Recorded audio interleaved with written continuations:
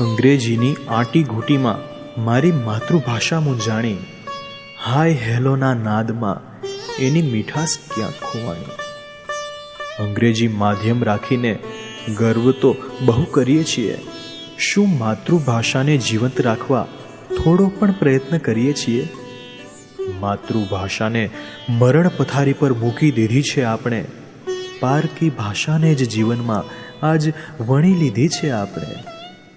જો ટકાવીશું માતૃભાષાને તો જ સંસ્કૃતિ આપણી ટકી રહેશે, નહીં તો ભવ્ય એવી આ સંસ્કૃતિ કાળના પેટમાં પડી રહેશે.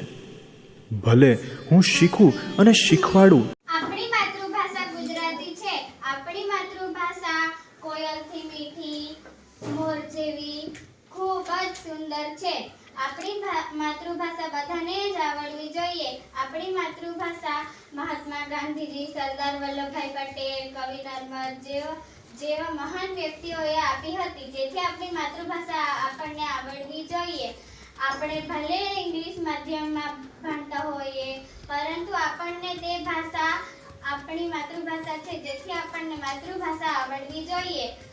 આપણી માતૃભાષા સૌથી વિશિષ્ટ ભાષા છે.